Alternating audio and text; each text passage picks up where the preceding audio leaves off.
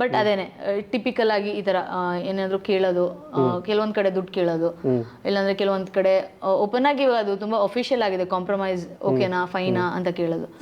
ಮತ್ತೊಂದು ಮಗದೊಂದು ಬೇರೆ. ಈಗ ಮಿಡಲ್ ಕ್ಲಾಸ್, ನಾನು ಟಿಪಿಕಲ್ ಮಿಡಲ್ ಕ್ಲಾಸ್ ಹುಡುಗಿರಿಗೆ ಇಷ್ಟು ಡೆಪ್ತಲ್ಲಿ ಆ್ಯಕ್ಟಿಂಗ್ ಬಗ್ಗೆ ಇಂಟ್ರೆಸ್ಟ್ ಇದೆ, ಏನೇನೋ ಮಾಡಬೇಕು ಅಂತ ಇದೆ ಅಂದರೆ ಅವರಿಗೆ ಆಡಿಷನ್ ಕೊಡೋದು ಹಿಂದೆಗಡೆ ಎಷ್ಟು ಕಷ್ಟ ಇರುತ್ತೆ. ಅವಾಗ ಅನಿಸುತ್ತೆ ನಾನು 10 ಜನದ ಮುಂದೆ ಮಾಡ್ತಾ ಇದ್ದೀನಿ, ಹಂಗಿದ್ರೆ ನಾನು 100 ಜನದ ಮುಂದೆನೂ ಮಾಡ್ತೀನಿ. 100 ಜನದ ಮುಂದೆ ಮಾಡಿದಾಗ ನಾನು 1000 ಜನದ ಮುಂದೆ ಮಾಡ್ತೀನಿ ಅನ್ಸುತ್ತೆ. I don't think so. ಒಂದು ಜೆನ್ಯೂನ್ ಆಗಿ ಆಡಿಷನ್ ಆಗಿ ಒಂದು ಟಿಪಿಕಲ್ ಮಿಡಲ್ ಕ್ಲಾಸ್ ಹುಡುಗಿರು ಎಸ್ ನಾನು ಆಡಿಷನಿಂದಾನೇ ಬಂದು ಇಲ್ಲಿ ನಿಂತಿದ್ದೀನಿ ಅಂತ ಮನಸಾಕ್ಷಿಯಿಂದ ಯಾರು ಬಂದು ಅಷ್ಟು ನಿಂತ್ಕೊಂಡು ಹೇಳಿದ್ದಾರೆ ನನಗೆ ಗೊತ್ತಿಲ್ಲ. ಫ್ರೆಂಡ್ಸು ಹೇಳ್ತಾರೆ ಏನೋ ಮಾಡ್ತೀನಿ ಅಂತ ಹೋಗ್ಬಿಟ್ಲು, ಏನೋ ದೊಡ್ಡದಾಗಿ ಏನು ಮಾಡಿಬಿಟ್ಲು. ಅವಾಗ ಜೆನ್ಯೂನ್ ಆಗಿ ಅನ್ನಿಸ್ತು ಆಡಿಷನ್ ಖಂಡಿತ ವರ್ಕ್ ಆಗಲ್ಲ. ಇನಿಷಿಯಲಿ ನಮಗೆ ತಟ್ಟೆ ಕೊಟ್ಟು ರೋಡಿಗೆ ಕಳಿಸ್ತಾಯಿದ್ರು ಭಿಕ್ಷೆ ಬೇಡ್ಕೊಂಡು ಬನ್ನಿ ಅಂತ. ಮತ್ತು ಈ ನಾಯಿ ಆಸನ ಮಾಡು, ನಾಯಿ ಥರ ಆಡು, ಬೊಗ್ಲು, ಆ ನಾಯಿ ಇದು ಗಮನಿಸ್ಕೊಂಡು ನಾಳೆ ಬಂದು ನಾಯಿ ಹೆಂಗೆಲ್ಲ ಮಾಡುತ್ತೆ ನೀನು ಹಾಗೆ ಮಾಡಬೇಕು. ಆ್ಯಕ್ಚುಲಿ ನನ್ನ ಸೀನ್ ಬರೋಕ್ಕಿಂತ ಮುಂಚೆ ಸೈಡ್ ವಿಂಗಲ್ಲಿ ಹೋಗಿ ನೋಡ್ತಿದ್ದೆ ಎಷ್ಟು ಜನ ಇದ್ದಾರೆ, ಏನು ಕತೆ. ಇನ್ನೂ ಒಂದು ಏನು ಅಂದರೆ ಇವ್ರಿಗೆ ಲೀಡ್ ಬೇಕಾಗಿರಲ್ಲ. ಆ ಕ್ಷಣಕ್ಕೆ ಯಾರಾದರೂ ಮಿಸ್ ಆದರೆ, ಆ ದಿನ ಬರಲಿಲ್ಲ ಅಂದರೆ, ಒನ್ ಡೇ ಕ್ಯಾರೆಕ್ಟರ್ಗೆ, ಟೀ ಶಾಪ್ ವಾಲಾಗೆ, ಕ್ರೌಡಲ್ಲಿ ಯಾರಾದರೂ ಇರಬೇಕು ಅಂದರೆ, ಸೊ ಈ ಥರದಕ್ಕೆ ಅವ್ರಿಗೆ ಒಂದಿಷ್ಟು ಸ್ಟಫ್ ಸಿಗುತ್ತೆ, ಅಥವಾ ಒಂದಿಷ್ಟು ನಮ್ಮ ಥರದ್ದು ಒಂದಿಷ್ಟು ಕಲಾವಿದರು ಸಿಗ್ತಾರೆ. ಬಟ್ MBA ಮಾಡಬೇಕನ್ನೋ ಆಸೆ ಐತಿ. ಯಾಕೆ ಅಂದರೆ ನನಗೆ ಡಬಲ್ ಡಿಗ್ರಿ ಹೋಲ್ಡರ್ ಅಂತ ಅನ್ಸ್ಕೊಳಕ್ಕೆ ಭಾಳ ಇಷ್ಟ. ನನಗೆ 25 ವರ್ಷದ ಮಗಂದು ತಾಯಿ ಪ್ಲೇ ಮತ್ತು ಅವಳ ಲವರ್ ಕೂಡ ಅದೇ 2 ಕ್ಯಾರೆಕ್ಟರ್ ನಾನೇ ಪ್ಲೇ ಮಾಡಿದ್ದೆ. ದಕ್ಲರು ಅಂದರೆ ಯಾರು ಅಂತಲೇ ನನಗೆ ಗೊತ್ತಿಲ್ಲ. ಆದರೆ ದಕ್ಲರು ಅಂತ ಅಂದರೆ SC STಗಿಂತ ಬಿಲೋ ಕ್ಯಾಟಗರಿನಲ್ಲಿರುವಂಥ ಒಂದು ಜನಾಂಗ. ಈಗ 1 ವರ್ಷದಿರೋ ಕೋರ್ಸು 6 ಮಂತ್ಸು, 6 ಮಂತ್ಸ್ ಇರೋದು 3 ಮಂತ್ಸು, 3 ಮಂತ್ಸ್ ಇರೋದು 1 ವೀಕು. ಹಂಗೆ ನೋಡಿದ್ರೆ 3 ದಿವಸದಲ್ಲೇ ನಿಮ್ಗೆ ಏನು ಬೇಕು ಬೇಸಿಕ್ಸು ಹೇಳ್ಕೊಟ್ಟೇ ಬಿಡ್ತೀವಿ.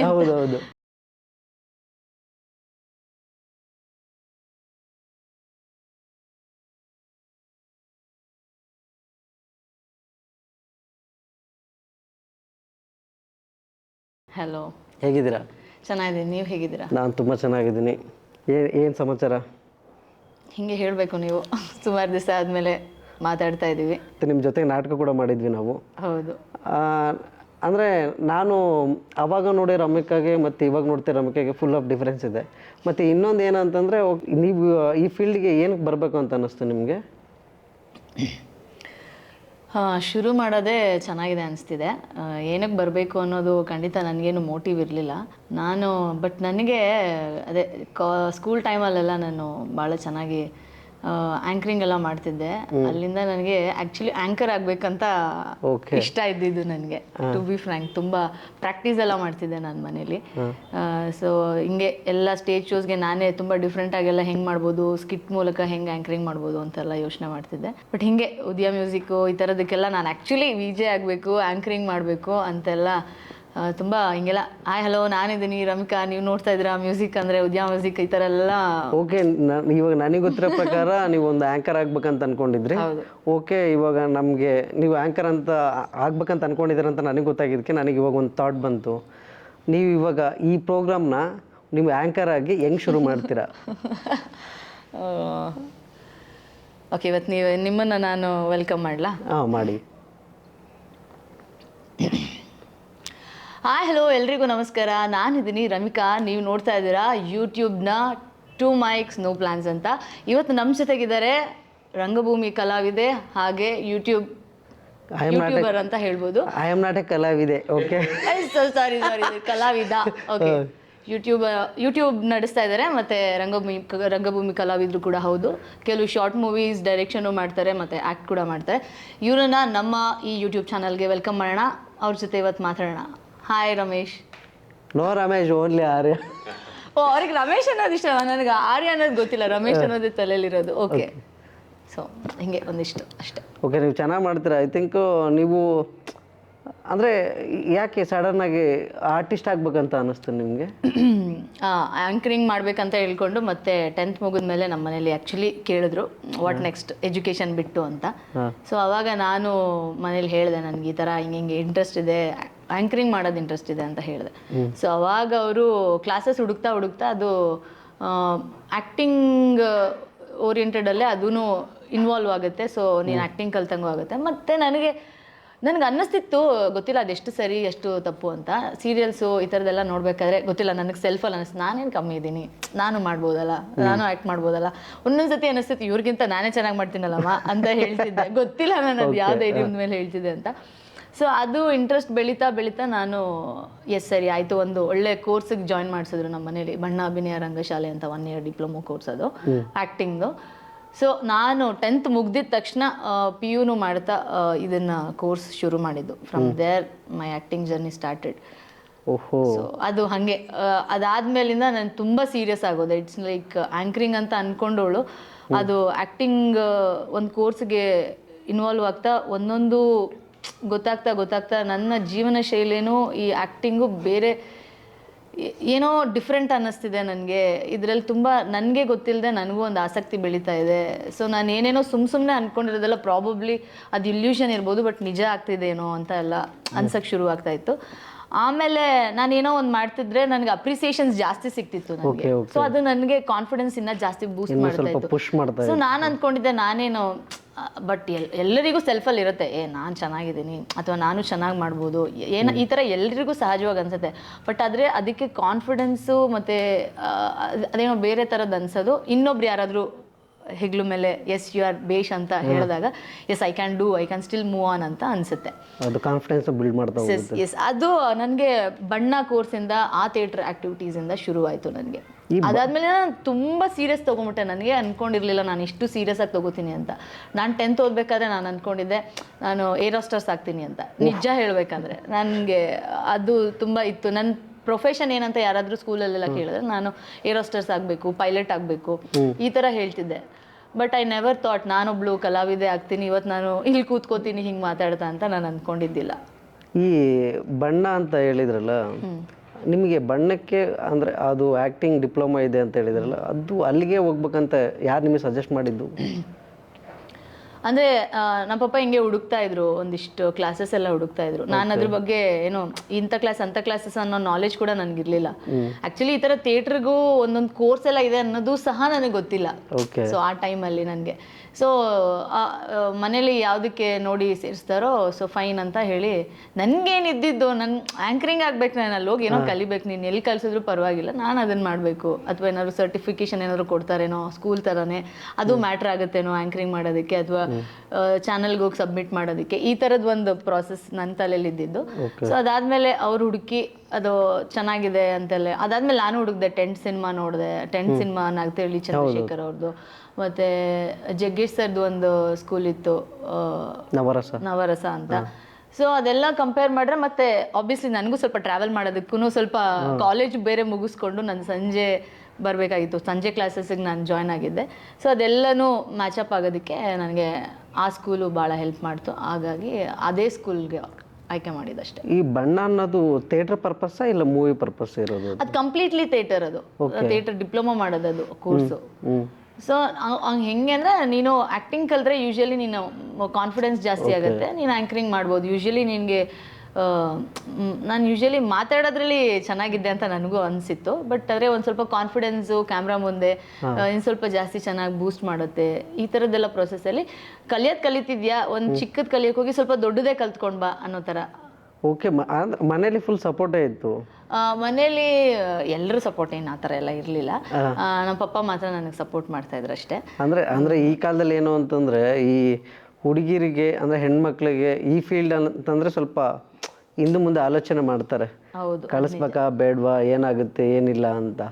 ಅದಕ್ಕೆ ನಿಮ್ಮ ಮನೇಲಿ ನಿಮ್ಮ ಪಪ್ಪ ಸಪೋರ್ಟ್ ಮಾಡಿದ್ದು ನನಗೆ ಖುಷಿ ಆಯಿತು. ಇಲ್ಲಿ ಬೇಸಿಕಲಿ ನನಗೂ ಏನು ಹೇಳಬೇಕಂತ ಅಂದರೆ, ಆಬ್ವಿಯಸ್ಲಿ ನಾವೇನು ತುಂಬ ರಿಚ್ ಫ್ಯಾಮಿಲಿಯಿಂದ ಬಂದಿರೋರೆಲ್ಲ, we are like a middle class. So ಹಂಗಿರ್ಬೇಕಾದ್ರೆ ಆಬ್ವಿಯಸ್ಲಿ ಟಿಪಿಕಲ್ ಅಮ್ಮಂದಿರಿಗೆ ಏನಂತ ಇರುತ್ತೆ ಅಂದರೆ, ಸರಿ ಏನಾದರೂ ಒಂದು ಜಾಬಲ್ಲಿ ಇರಲಿ ಅನ್ನೋದು ಅಷ್ಟೇ ಇರುತ್ತೆ. ಬಟ್ ನನಗೂ ಸರ್ಪ್ರೈಸ್, ನನಗೂ ಅನ್ಸುತ್ತೆ 10th ಆದಮೇಲೆ ಏನು ಮಾಡ್ತೀಯ ಅಂತ. ಆ್ಯಕ್ಚುಲಿ ಈಗಿನ ಜನ್ರೇಷನಲ್ಲಿ ಕೇಳಬೇಕನ್ಸುತ್ತೆ ಮಕ್ಕಳಿಗೆ, ಓದೋದು ಒಂದೇ ಮೇಜರ್ ಮ್ಯಾಟ್ರ್ ಆಗಲ್ಲ, ನಿನ್ನ ಆಸಕ್ತಿನೂ ಏನು ಅನ್ನೋದನ್ನು ಕೇಳಬೇಕು. ಅದು ಏನಾದರೂ ಇರಲಿ, ಸಣ್ಣದಿರುತ್ತೋ ದೊಡ್ಡದಿರುತ್ತೋ, ಬಟ್ ಇನಿಷಿಯಲಿ ಕೇಳಬೇಕನ್ಸುತ್ತೆ. ಪ್ರಾಬಬ್ಲಿ ನನಗದು ಕೇಳಿದ್ರಿಂದ ನನ್ನ ಇಷ್ಟಕ್ಕೆ ನಾನು ಹೋಗೋಕ್ಕೆ ಸಾಧ್ಯ ಆಯಿತು ಅಲ್ಲ. ಇವಾಗ ಆಲ್ಮೋಸ್ಟ್ ಇವಾಗ ಏನಾಗುತ್ತೆ ಅಂದರೆ ಮನೆಯಲ್ಲಿ ಅವ್ರ ಅಪ್ಪ ಅವರಮ್ಮ ಅವ್ರಿಗೇನು ಬೇಕು ಅದನ್ನು ಮಕ್ಕಳ ಮೇಲೆ ಇರೋದು ತಪ್ಪು ಅಂತ ನನಗೆ ಅನಿಸುತ್ತೆ. ಬಟ್ ನಿಮ್ಮ ಆ ವಿಷಯದಲ್ಲಿ ನಿಮಗೆಲ್ಲ ಫುಲ್ ಸಪೋರ್ಟ್ ಮಾಡೋದಕ್ಕೆ ತುಂಬ ಖುಷಿ ಆಯಿತು ನನಗೆ. ಅದಾದಮೇಲೆ ಬಣ್ಣ ಕಂಪ್ಲೀಟ್ ಮಾಡಿದ್ರಿ. ಬಣ್ಣದಲ್ಲಿ ಯಾವ ಥರ ಪ್ರೋಸೆಸ್ಸು? ಇವಾಗ ನಾರ್ಮಲ್ಲು ನೀನಾಸಮ್ ಇದೆ, ಸಾನೆಹಳ್ಳಿ ಇದೆ, ರಂಗಾಯಣ ಇದೆ, ಮತ್ತು ಬೇರೆ ಬೇರೆ ಎಲ್ಲ ಇದೆ. ಅದು ರಿಲೇಟಬಲ್ ಇದೆನಾ ಇಲ್ಲ ಮತ್ತೆ ಬೇರೆ ಏನಾದರೂ ಚೇಂಜಸ್ ಇದೆನಾ ಅಲ್ಲಿಗೆ? ಇಲ್ಲ, ಅಲ್ಲೂ ಚೇಂಜಸ್ ಇದೆ. ಅಲ್ಟಿಮೇಟ್ಲಿ ನೀನಾಸಮ್ಮು, ರಂಗಾಯಣ ಅನ್ನೋದೆಲ್ಲ ಅದು ಅಂದರೆ ಪ್ರತಿದಿನ ಅಲ್ಲೇ ಇದ್ದು ಕಲಿಯುವಂಥ ಕೋರ್ಸ್. ಅಂದರೆ ಬೆಳಗ್ಗೆ 6 ಗಂಟೆಗೆ ಎದ್ದರೆ ಮತ್ತೆ ತಿರ್ಗಾ 6 ಗಂಟೆವರೆಗೂ ನಿರಂತರವಾಗಿ ಕಲಿತಾನೆ ಇರ್ತೀವಿ. ಯಾವುದು? ನೀನಾಸಮ್ ಅನ್ನೋದು, ರಂಗಾಯಣ ಅನ್ನೋದು, ನಟನ ಅನ್ನೋದು, ಈ ಥರ ಶಾಲೆಗಳೆಲ್ಲ ಆ ಥರದ್ದೊಂದು ಪ್ರಾಸೆಸ್ ಇರುತ್ತೆ. ಮತ್ತು ನಾವು ಅಲ್ಲೇ ಉಳ್ಕೋಬೇಕಾಗುತ್ತೆ. ಸೊ ಆ ಥರದ್ದೊಂದು ಬೇರೆ ಥರ ಇರುತ್ತೆ. ಅದು ಇನ್ನೂ ಜಾಸ್ತಿನೇ ಕಲಿತೀವಿ ಅಂತ ಹೇಳ್ಬೋದು. ಬಟ್ ಇದು ಡಿಪ್ಲೊಮಾ ಹೆಂಗೆ ಅಂತಂದರೆ ಬೆಂಗಳೂರಲ್ಲಿ ಇರೋರಿಗೆ ಅಂದರೆ ಇದನ್ನು ಒಂದು 4 hours ಕ್ಲಾಸಸ್ ಮಾಡ್ತಾಯಿದ್ರು. 5 to 9 ಕ್ಲಾಸಸ್ ಇತ್ತು ಸಂಜೆ ಹೊತ್ತು. ಮತ್ತೆ ವೀಕೆಂಡ್ ಬ್ಯಾಚ್ ಸ್ಯಾಟರ್ಡೆ ಸಂಡೇ ಕೆಲ್ಸಕ್ಕೆ ಹೋಗಿ ಆಗಲ್ಲ ಅನ್ನೋರು ಸ್ಯಾಟರ್ಡೆ ಸಂಡೇ ಕ್ಲಾಸಸ್ ಜಾಯ್ನ್ ಆಗೋದಾಗಿತ್ತು. ಅವ್ರಿಗೆ ಅಂದರೆ ಆ ದಿನ ಪೂರ್ತಿ ಇರ್ತಿತ್ತು, ಆ ಥರ 2 ಇತ್ತು. ಸೊ ನಾನು ಮಂಡೇ, ವೆನ್ಸ್ಡೇ, ಫ್ರೈಡೇ ಈ ಥರ ಅಂದರೆ ಕಾಲೇಜ್ ಮುಗಿಸ್ಕೊಂಡು ಈ ಥರ ಮಾಡ್ಬೇಕಾದ್ರೆ. ಬಟ್ ಅಲ್ಲಿ ಏನಂದರೆ ನನಗೆ first stage of what is acting ಅನ್ನೋದು ನಾನು ಕಲ್ತ್ಕೊಂಡೆ ಅಂತ ಅನಿಸುತ್ತೆ. ಅಂದರೆ ಬೇಸಿಕ್ಸ್ ಅಂತ ಒಂದೇನೋ ನಾವು ಸ್ಕೂಲ್ಸ್ಗೆ ಹೋಗಿದ ತಕ್ಷಣ ABCD ಅದೋ ಇದೋ ಏನೋ ಕಲಿತೀವಲ್ಲ, ಆ ಥರದ್ದು ಒಂದು ಬೇಸಿಕ್ನ ನಾವು ಕರೆಕ್ಟಾಗಿ ಕಲ್ತ್ವಿ ಅಂತ ಅನಿಸುತ್ತೆ. ಇವಾಗ ನಾನು ಕಲ್ತು ಪ್ರಾಬಬ್ಲಿ ಒಂದು 8 ವರ್ಷ ಆಗ್ತಾಯಿದೆ, 8-9 ವರ್ಷ ಆಗ್ತಿದೆ. ಸೊ ಇವಾಗ ಅದು ಕಡಿಮೆ ಆಗಿದೆ. ಈಗ 1 ವರ್ಷದಿರೋ ಕೋರ್ಸು 6 months, 6 months ಇರೋದು 3 months, 3 months ಇರೋದು 1 week. ಹಂಗೆ ನೋಡಿದ್ರೆ 3 ದಿವಸದಲ್ಲೇ ನಿಮ್ಗೆ ಏನು ಬೇಕು ಬೇಸಿಕ್ಸ್ ಹೇಳ್ಕೊಟ್ಟೆ ಬಿಡ್ತೀವಿ ಹೇಳ್ತಾರೆ. ಸೊ ಹಂಗೆ ನೋಡಿದ್ರೆ ಅದು ಚೆನ್ನಾಗಿತ್ತು ನನಗೆ. ಆ ಸ್ಟೇಜಲ್ಲಿ ಅಲ್ಲೂ ಕೂಡ ಡೀಟೇಲಿಂಗ್ ಆಗಿ ನನಗೆ ಹೇಳ್ಕೊಟ್ಟಿದ್ದಾರೆ. ಅಂದರೆ ನವರಸ ಅಂದರೆ ಏನು, ಅದನ್ನು ಇಂಡಿವಿಜುವಲ್ ಆಗಿ ಒಬ್ಬೊಬ್ರಿಗೂ ಮಾಡಿಸಿ ಕಾನ್ಫಿಡೆನ್ಸ್ ತೊಗೊಳ್ತಾ, ಕೆಲವೊಂದೆಲ್ಲ ಡೈಲಾಗ್ಸ್ ಕೊಡ್ತಾ, ಇಂಪ್ರೂವೈಸೇಷನ್ಸ್ ಮಾಡ್ತಾ. ಇನಿಷಿಯಲಿ ನಮಗೆ ತಟ್ಟೆ ಕೊಟ್ಟು ರೋಡಿಗೆ ಕಳಿಸ್ತಾಯಿದ್ರು, ಭಿಕ್ಷೆ ಬೇಡ್ಕೊಂಡು ಬನ್ನಿ ಅಂತ. ಸೊ ಆ ಫೀಲ್ ಗೊತ್ತಾಗಲಿ ಅಂತ. ಸೊ ನಾನು ಹೆಂಗಪ್ಪ ಹೋಗೋದು. ಮತ್ತು ಈ ನಾಯಿ ಆಸನ ಮಾಡು, ನಾಯಿ ಥರ ಆಡು, ಬೊಗ್ಲು, ಆ ನಾಯಿ ಇದು ಗಮನಿಸ್ಕೊಂಡು ನಾಳೆ ಬಂದು ನಾಯಿ ಹೆಂಗೆಲ್ಲ ಮಾಡುತ್ತೆ ನೀನು ಹಾಗೆ ಮಾಡಬೇಕು. ಸೊ ಈ ಥರ ನಾವು ಎಲ್ಲಿ ದಿನಚರಿನಲ್ಲ ಅದನ್ನೆಲ್ಲ ಎಲ್ಲಿ ಮಾಡಿರ್ತೀವಿ, ನಮ್ಗೆ ಅದರ ಒಂದು ಥಾಟ್ ಪ್ರೊಸೆಸ್ಸೇ ಇಲ್ಲ ಅಂದರೆ. ಸೊ ನಾವು ನಾಯಿ ಥರ ಕೂತ್ಕೊಳ್ಳೋಕ್ಕೂ ಎಸಿಟೇಟ್ ಮಾಡ್ತೀವಿ 4 ಜನರು ಮುಂದೆ. ಸೊ ಹಂಗಿರ್ಬೇಕಾದ್ರೆ ಅದು ಒಂದೊಂದೇ ಮತ್ತೆ ಪ್ರತಿ ಒಂದು ವಾರದಲ್ಲಿ ಒಂದ್ಸತಿ ಒಂದು ಚೀಫ್ ಗೆಸ್ಟ್ನ ಕರೆಸ್ತಾ ಇದ್ರು. ಅಂದರೆ ದತ್ತಣ್ಣ ಅವ್ರನ್ನ, ಸಿನಿಮಾ ಆಕ್ಟರ್ ಅವ್ರನ್ನ, ಯಾರು ಸೀರಿಯಲ್ ಮಾಡೋರ್ನ, ರಂಗಭೂಮಿ ಅವ್ರನ್ನ, ಟೆಕ್ನಿಷಿಯನ್ಸು, ನಿರ್ದೇಶಕರು, ಈ ಥರ ಪ್ರತಿ ವಾರ ಒಬ್ಬೊಬ್ರು ಗೆಸ್ಟ್ ಇರ್ತಿದ್ರು. ಅವ್ರವ್ರ ಎಕ್ಸ್ಪೀರಿಯನ್ಸ್ ಹೇಳ್ತಿದ್ರು, ನಾವು ಅದನ್ನ ನೋಟ್ ಮಾಡ್ತಿದ್ವಿ. ಅವ್ರದ್ದು ಬಯೋಗ್ರಫಿ, ಅವ್ರ ಹಾದಿ ಎಲ್ಲವನ್ನು ಹೇಳ್ತಾ ಇದ್ರು. ಸೊ ಈ ಥರ ಅದು ಆ್ಯಕ್ಚುಲಿ ನನಗೆ ಒಂದಿಷ್ಟು ಇಟ್ಟಿಗೆಗಳನ್ನು ಕಟ್ಕೊಳ್ಳೋದಕ್ಕೆ ಹೆಲ್ಪ್ ಮಾಡಿದೆ ನನ್ನ ಆ್ಯಕ್ಟಿಂಗ್ ಲೈನಲ್ಲಿ ಬಣ್ಣ ಅನ್ನೋದು. ಸೊ ಅದಾದಮೇಲೆ ಅಲ್ಲಿ ಸ್ಕಿಟ್ಸ್ ಮಾಡಿಸ್ತಾ ಇದ್ರು. ಅದಾದಮೇಲೆ ಒಂದು ನಾಟಕ ಮಾಡಿಸಿ ಆಮೇಲೆ ಅದಕ್ಕೂ ಎಕ್ಸಾಮ್ಸ್ ಅಂತ ಇರ್ತಿತ್ತು. ಎಕ್ಸಾಮ್ಸ್ ಆದಮೇಲೆ ಸರ್ಟಿಫಿಕೇಷನ್ಸ್ ಕೊಡ್ತಾಯಿದ್ರು. ಅದಾದಮೇಲೆ ಪ್ರಾಬಬ್ಲಿ ಅವ್ರು ಅವ್ರದ್ದು ನಗೆಲೋಕ ಅಂತ ಒಂದು ತಂಡ ಇತ್ತು ಆ ಟೈಮಲ್ಲಿ, ನಾಗರಾಜ್ ಕೋಟೆ ಅವ್ರದ್ದು. ಅವರೇ ಓಪನ್ ಮಾಡಿರೋದು ಆ ಸ್ಕೂಲ್ನ. ಸೊ ಆ ನಗೆಲೋಕದಲ್ಲಿ ನಾನೆಲ್ಲ ಮುಗಿದ ಮೇಲೂ ಕಂಟಿನ್ಯೂಸ್ ಆಗಿ ಬಣ್ಣಕ್ಕೆ ಹೋಗ್ತಾ ಇದ್ದೆ. ಬೇರೆ ಬ್ಯಾಚಲ್ಲಿ ಏನಾದರೂ ಕ್ಯಾರೆಕ್ಟ್ರು ಕಡಿಮೆ ಇದ್ದರೆ ನಾನು ಹೋಗಿ ಆ್ಯಕ್ಟ್ ಮಾಡೋದು, ನಾನು ಹೋಗಿ ಅಟ್ಲೀಸ್ಟ್ ಡಾನ್ಸ್ ಮಾಡೋದಿದ್ರು ನಾನು ಹೋಗಿ ಡಾನ್ಸ್ ಮಾಡೋದು, ಹಾಡೋದಿದ್ರು ನಾನು ಹೋಗಿ ಹಾಡೋದು, ಈ ಥರ ಮಾಡ್ತಾನೇ ಇದ್ದೆ. ಕೋರ್ಸ್ ಮುಗ್ದಿದ ತಕ್ಷಣ ನಾನು ಬಿಟ್ಟಿರಲಿಲ್ಲ, ಕಂಪ್ಲೀಟಾಗಿ ಅಲ್ಲಿಗೆ ಹೋಗಿ ಇನ್ವಾಲ್ವ್ ಆಗೋದು, ಈ ಥರದ್ದೆಲ್ಲ ಆಗ್ತಾಯಿತ್ತು. ಬಟ್ ಅಲ್ಲಿಂದ ನಾನು ಏನು ಶುರು ಮಾಡಿದೆ, ನಾನು ಎಲ್ಲೂ ಡ್ರಾಪೇ ಆಗಿಲ್ಲ. ಓಕೆ, ಅಲ್ಲಿ ನಾಟಕ ಮಾಡಿದ್ದೀನಿ ಅಂತಂದ್ರೆ ಯಾವ ನಾಟಕ ಅದು? ಅದು ಗೋವಿಂದ ಅಂತ ಒಂದು ಹಾಸ್ಯ ನಾಟಕ ಮಾಡಿದ್ದು. ಬರ್ದಿರೋದು ಅದು ಅವ್ರು ನಾಗರಾಜ್ ಕೋಟೆ ಅವರೇ ಬರ್ದಿದ್ದು, ಅವರೇ ಡೈರೆಕ್ಟ್ ಮಾಡಿದ್ದು. ಓಕೆ. ಸೊ ಅದೊಂದು ಕಾಮಿಡಿ ಪ್ಲೇ. ಅಲ್ಲ, ನೀವು ಅಷ್ಟು ನಾವು ಏನು ಅನ್ಕೊಂಡಿರ್ತೀವಿ, ಒಂದು ಸ್ಟೇಜ್ ಸಿಕ್ಕಿರಲ್ಲ ಅಂತ. ನಿಮಗೆ ಫೈನಲು ರಿಹರ್ಸಲ್ ಎಲ್ಲ ಮಾಡಿದ್ರಿ, ನಾಟಕ ಎಲ್ಲ ಮಾಡಿದ್ರಿ, ಸ್ಟೇಜ್ ಮೇಲೆ ಹತ್ತಿದ್ರಿ, ಹೋಗಿ ಅಲ್ಲಿ ನಿಂತ್ಕೊಂಡ್ರಿ ಸ್ಟೇಜ್ ಮೇಲೆ, ಆಡಿಯನ್ಸ್ ನೋಡಿದಾಗ ನಿಮಗೆ ಅವಾಗ ಆ ಫೀಲಿಂಗ್ ಇತ್ತು ನಿಮಗೆ? ಇಲ್ಲ ಅದಕ್ಕಿಂತ ಬಿಫೋರ್ ಏನಾದರೂ ಸ್ಟೇಜ್ ಮೇಲೆ ಆ್ಯಂಕರಿಂಗ್ ಎಲ್ಲ ಮಾಡಿದ್ರಿ? ಸೊ ಅದೇ ನಾನು ಹೇಳ್ದಂಗೆ ಸ್ಕೂಲ್ಸ್ ಟೈಮಿಂದನೂ ನಾನು ಅದನ್ನೆಲ್ಲ ಮಾಡ್ತಾ ಇದ್ದೆ. ಡ್ಯಾನ್ಸ್ ಕಲ್ಚರಲ್ ಇವೆಂಟಲ್ಲಿ ನಾನು ಮೊದಲಿರ್ತಿದ್ದೆ, ಅದು ಹೌದು. ಬಟ್ ಆದರೂ ಒಂದು ಭಯ ಅನ್ನೋದಿತ್ತು. ಬಟ್ ನನಗೆ ಗೊತ್ತಿಲ್ಲ, ನನಗೆ ಈಗಲೂ ನಾನು ಕಾನ್ಫಿಡೆಂಟ್ ಎನಫ್ ಅಂತ ನಾನು ಅನ್ನಿಸ್ತೀನಿ. ಎಷ್ಟೇ ಭಯ ಇದ್ದರೂ ನಾನು ಆಚೆಗಡೆ ತೋರಿಸ್ಕೊಳ್ಳಲ್ಲ ಅಂತ ಅನಿಸುತ್ತೆ ನನಗೆ. ನನ್ನನ್ನು ನಾನು ಅರಿತುಕೊಂಡಾಗ ನನಗೆ ಎಷ್ಟೇ ಭಯ ಇದ್ದರೂ ಎಸ್ ಅಂತ ಪೋಟ್ರೆ ಮಾಡ್ತೀನಿ ಅಂತ ಅನಿಸುತ್ತೆ ನನಗೆ. ಸೊ ಇನಿಷಿಯಲಿ ಫಸ್ಟ್ ನಾಟಕ ನಾನು ರವೀಂದ್ರ ಕಲಾಕ್ಷೇತ್ರದಲ್ಲಿ ಮಾಡಿದ್ದು ಅದು ನಾಟಕ. ಆವಾಗ ನಿಜವಾಗ್ಲೂ ಒಂದು ಸ್ವಲ್ಪ ಯೂಶಲಿ ಭಯ ಆಗಿತ್ತು. ನಾನು ಆ್ಯಕ್ಚುಲಿ ನನ್ನ ಸೀನ್ ಬರೋಕ್ಕಿಂತ ಮುಂಚೆ ಸೈಡ್ ವಿಂಗಲ್ಲಿ ಹೋಗಿ ನೋಡ್ತಿದ್ದೆ, ಎಷ್ಟು ಜನ ಇದ್ದಾರೆ, ಏನು ಕತೆ ನೋಡ್ತಾ ಇದ್ದೆ ನಾನು. ಸೊ ಒಂದು ಭಯ ಅಂತ ಒಂದು ಮನುಷ್ಯನ್ಗೆ ಇರಲೇಬೇಕು ಮನ್ಸೊಳಗಡೆ, ಇಲ್ಲ ಅಂದರೆ ಕಷ್ಟ ಆಗುತ್ತೆ. ಸೊ ಆ ಭಯ ಅಂತೂ ಇತ್ತು ನನಗೆ. ಅದು ನಾವು ಸೈಡ್ ವಿಂಗು ಎರಡು ಸೈಡ್ ಇರುತ್ತೆ. ಅಲ್ಲಿ ತನಕ ಆ ಸೈಡ್ ವಿಂಗ್ ಸೈಡಲ್ಲಿ ಇದ್ದಾಗ ನಾವು ಬೇರೆ ಥರ ಬಿಹೇವ್ ಮಾಡ್ತಿರ್ತೀವಿ. ಆ ಎಂಟ್ರಿ ಕೊಟ್ಮೇಲೆ ಅದು ಬೇರೆ ಥರನೇ ಒಂಥರ ಏನೋ ಬೇರೆ ಫೀಲ್ ಆಗಕ್ಕೆ ಸ್ಟಾರ್ಟ್ ಆಗಿಬಿಡುತ್ತಲ್ಲ. ಹೌದು, ಡೆಫಿನೆಟ್ಲಿ ಅದು ಸತ್ಯ. ಏನು ನಾವು ಮೇ ಬಿ ಸೆಕೆಂಡ್ಸ್ ಮುಂಚೆನೂ ನಾವು ನಗಾಡ್ತಾ ಇದ್ರು, ನಮ್ಮ ಕ್ಯಾರೆಕ್ಟರ್ ಬಂದಿದ ತಕ್ಷಣ ಒಂದು ಹೆಜ್ಜೆ ಇಟ್ಟಿದ ತಕ್ಷಣ it's like oh yes we are doing it ಅಂತ ಅನ್ಸ್ಬಿಡುತ್ತೆ. ಅದು ಗೊತ್ತಿಲ್ಲ, ಅದು ಸ್ಟೇಜ್ಗಿರೋ ಪವರು ಅಥವಾ ಏನು ಅಂತ ನಮಗೆ ಗೊತ್ತಿಲ್ಲ. ಬಟ್ ಅದು ಫಸ್ಟ್ ಸ್ಟೇಜ್ ನಂದು. ನಾನು ಗೋವಿಂದ ಮಾಡಿದ್ದೆ ನನ್ನ ಮೊದಲನೇ ನಾಟಕ. ಅದಾದ್ಮೇಲೆ ಮತ್ತೆ ಇನ್ನೇನು? ಅದಾದ್ಮೇಲೆ ನನ್ನ PU ಮುಗೀತು. PU ಮಾಡಬೇಕಾದ್ರೆ ನಾನು ಅದೇ ಈ ಕೋರ್ಸ್ ಮುಗಿದ್ಮೇಲೆ ಒಂದಿಷ್ಟು ಆಡಿಷನ್ಸ್ ಎಲ್ಲ ಕೊಟ್ಟೆ. ಒಂದು ಅಮ್ಮ ನಿನಗಾಗಿ ಅಂತ ಒಂದು ಸೀರಿಯಲ್ ಬರ್ತಾ ಇತ್ತು, ETV ಕನ್ನಡ ಇತ್ತು ಅವಾಗ. ಅದು ಆಮೇಲೆ ಝೀ ಆಯಿತು, ಆಮೇಲೆ ಇವಾಗ ಝೀ ಬೇರೆದಾಗಿದೆ. ಅವಾಗ ನಾನು ಒಂದು ಹೀರೋಯಿನ್ಗೆ ಫ್ರೆಂಡ್ ರೋಲ್ ಮಾಡಿದ್ದೆ ಥ್ರೂ ಔಟ್ ದ ಸೀರಿಯಲಲ್ಲಿ. ಅದಷ್ಟೇ. ಅದಾದಮೇಲೆ ನಾನು BCom ಬಂದೆ. ನಾನು ದಯಾನಂದ ಸಾಗರ್ ಕಾಲೇಜ್ BCom ಮಾಡಿದ್ದು. ಸೊ ಅಲ್ಲಿ ಸಿಕ್ಕಾಪಟ್ಟೆ ರೆಸ್ಟ್ರಿಕ್ಷನ್ ಇತ್ತು, ಅಟೆಂಡೆನ್ಸ್ ಶಾರ್ಟೇಜು, ಅದು ಇದು. ಮೊದಲೇ ಅಟೆಂಡೆನ್ಸ್ ಶಾರ್ಟೇಜ್ ಆದರೆ ಸ್ವಲ್ಪ ದುಡ್ಡೆಲ್ಲ ಕೊಡಬೇಕಾಗಿತ್ತು ಕಾಲೇಜ್ಗೆ, ಅಥವಾ ಸಬ್ಮಿಷನ್ ಹಾಲ್ ಟಿಕೆಟ್ ಕೊಡ್ತಿರಲಿಲ್ಲ, ಈ ಥರದ್ದೆಲ್ಲ ಇರ್ತಿತ್ತು. ಸೊ ನನಗೆ ಅಲ್ಲಿ ಕಂಟಿನ್ಯೂಸ್ ಆಗಿ ಮಾಡೋಕ್ಕಾಗ್ತಿರ್ಲಿಲ್ಲ. ಬಟ್ ನಾನು ಸ್ಯಾಟರ್ಡೆ ಸಂಡೇ ಮಾಡ್ತಾ ಇದ್ದೆ. ಮತ್ತು ನನಗೆ ಸಾಧ್ಯವಾದಷ್ಟು ನನಗೆ ನನ್ನ ಟೈಮಿಂಗ್ಸ್ಗೆ ಹೊಂದಿಕೆ ಆಗುವಂಥ ಥಿಯೇಟ್ರನ್ನ ಹುಡುಕ್ತಾ ಇದ್ದೆ. ಬಟ್ ಬೇರೆ ಬೇರೆ ಥಿಯೇಟ್ರಲ್ಲೆಲ್ಲ ಕೆಲಸ ಮಾಡ್ತೇನೆ. ಆಫ್ಟರ್ ಇದು ನನ್ನ ಕೋರ್ಸ್ ಮುಗಿದ್ಮೇಲೆ, ಬಣ್ಣ ಮುಗಿದ್ಮೇಲೂ ನಾನು ಸುಮಾರು ವರ್ಕ್ಶಾಪ್ ಮಾಡಿದೆ. ನೀನಾಸಮ್ದು ವರ್ಕ್ಶಾಪ್ ಮಾಡಿದೆ, ರಂಗಾಯಣ ವರ್ಕ್ಶಾಪ್ ಮಾಡಿದೆ. ಮತ್ತು ಸಿಂಗಾಪುರಿಂದ ಕಲ್ತ್ಕೊಂಡು ಬಂದಿರ್ತಾರೆ, ಅಲ್ಲಿ ಸಿಂಗಾಪುರ್ದು ಫೇಮಸ್ ಲಕ್ಷ್ಮಣ್ KP ಅವ್ರದ್ದು ವರ್ಕ್ಶಾಪ್ ಮಾಡಿದೆ. ಏನು ಅನಿಸ್ಬಿಡ್ತು ಅಂದರೆ ನನಗೆ ಹೋಗ್ತಾ ಇದು ನನಗೆ ತುಂಬ ಸೀರಿಯಸ್ ಆಗಿ ತೊಗೊಂಡ್ಬಿಟ್ಟೆ ನಾನು. ಸೊ ನನ್ನ ಪ್ರೊಫೆಷನ್ನೇ ಚೇಂಜ್ ಆಗ್ತಾ ಇತ್ತು. ನಾನು ಎಲ್ಲಿ ಪೈಲಟು, ಎಲ್ಲಿ ಆ್ಯಕ್ಟರ್, ಪೈಲಟಿಂದ ಆ್ಯಂಕರಿಂಗಿಂದ ಆರ್ಟಿಸ್ಟ್. ಸೊ ಈ ಕ್ಷಣಕ್ಕೂ ನಾನು ಯಾವ ಚಾನಲಲ್ಲೂ ಆ್ಯಂಕರಿಂಗ್ ಮಾಡಿಲ್ಲ, ಅದು ಬೇರೆ. ಬಟ್ ಡೆಸ್ಟಿನಿ ಏನಿತ್ತೋ ಗೊತ್ತಿಲ್ಲ ನನಗೆ. ಬಟ್ ಅಲ್ಲಿಂದ ಶುರುವಾಗಿದ್ದು ನನಗೆ ತುಂಬ ಸೀರಿಯಸ್ ಆಗೋಯ್ತು. ಹೆಂಗೆ ಅಂತ ಅಂದರೆ ನನ್ನ ಜೀವ ಬಿಟ್ಟರು ನಾನು ರಂಗಭೂಮಿನಲ್ಲಿ ಜೀವ ಬಿಡಬೇಕಪ್ಪ ಅನ್ಸೋಷ್ಟು ನನಗೆ ರಂಗಭೂಮಿ ಇನ್ಸ್ಪೈರ್ ಆಗೋಯ್ತು. ಸೊ ಅಲ್ಲಿಂದ ನನ್ನ ಮೈಂಡ್ ತುಂಬ ಫ್ಲಿಪ್ ಆಗೋಯ್ತು. ನಾನು ಫಸ್ಟ್ PUನಲ್ಲೇ ನನ್ನ ಮೈಂಡ್ ಫ್ಲಿಪ್ ಆಗೋಯ್ತು. ಅಂದರೆ ನಾನು ಏನೋ ಕಂಪ್ನಿನಲ್ಲಿ ವರ್ಕ್ ಮಾಡೋಳಲ್ಲ, ಏನೂ ಇಲ್ಲ, ಒಂದು ಡಿಗ್ರಿ ತೊಗೋಬೇಕು.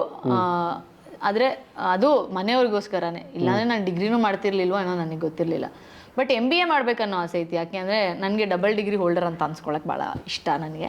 ಬಟ್ ಚೆನ್ನಾಗಿ ಓದ್ತಿದ್ದೆ ನಾನು ಕಾಲೇಜ್ ಟೈಮಲ್ಲೆಲ್ಲ, ಬೇರೆಯವ್ರಿಗೆ ಹೇಳ್ಕೊಡೋ ಥರ ಓದ್ತಾ ಇದ್ದೆ ನಾನು.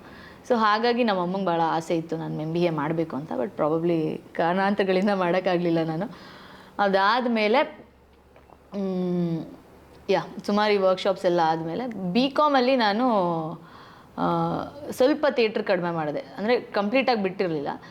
ಒಂದು ವರ್ಷದಲ್ಲಿ ಒಂದು 4 ನಾಟಕ ಮಾಡೋಳು, ಬರೀ 2 ನಾಟಕ ಮಾಡೋಕ್ಕಾಗ್ತಾಯಿತ್ತು ಅಷ್ಟೇ ನನಗೆ. ಅದಾದಮೇಲೆ ನಿಮ್ಮದು ಡಿಗ್ರಿ ಆದಮೇಲೆ ಮತ್ತೆ ಡಿಗ್ರಿ ಆದಮೇಲೆ ನಾನು ಕಂಪ್ಲೀಟ್ಲಿ ಇದರಲ್ಲೇ ಇನ್ನೇನು ನಾನು ಅದು ಓಕೆ. ಇವಾಗ ಅಂದರೆ ಕೆಲವೊಂದು ಟೀಮ್ಸ್ ಇರುತ್ತೆ, ಅಂದರೆ ಬ್ಯಾಂಗ್ಳೂರಕ್ಕೆ ಎಷ್ಟೋ ಟೀಮ್ಗಳಿದೆ. ಹೌದೌದು. ನೀವು ಯಾವ ಟೀಮಲ್ಲೆಲ್ಲ ವರ್ಕ್ ಮಾಡಿದ್ರಿ? ನಾನು ಸಮರ್ಪಣಾ ರಂಗ ಕಲಾವಿದರು ಅಂತ ಒಂದು ಟೀಮ್ ಇತ್ತು. ಮತ್ತು ಗ್ರೀನ್ ಸ್ಟೇಜಲ್ಲೂ ಒಂದು ಸತಿ ಹೋಗಿದ್ದೆ, ಬಟ್ ಅಷ್ಟಾಗಿ ಕೆಲಸ ಮಾಡೋಕ್ಕಾಗಲಿಲ್ಲ. ಆಮೇಲೆ ಇನ್ನೊಂದಿಷ್ಟು 2-3 ಇದೆ, ನನಗೆ ಹೆಸರು ನೆನಪಾಗ್ತಿಲ್ಲ. ಬಟ್ ಒಂದು 4ರಿಂದ 5 ತಂಡದಲ್ಲಿ ಕೆಲಸ ಮಾಡಿದ್ದೆ ನಾನು.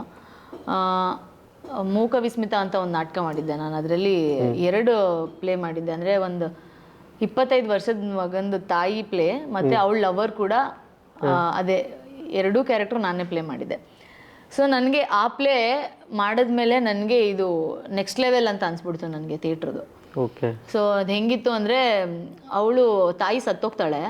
ಸತ್ತೋದ್ಮೇಲೆ ಅವಳು ಪುನರ್ಜನ್ಮ ಅಂತ ಹೇಳ್ತಾರಲ್ಲ, ಅದೇ ರೂಪದಲ್ಲಿ ಇನ್ನೊಬ್ಳು ಹುಡುಗಿ ಹುಟ್ಟಿರ್ತಾಳೆ.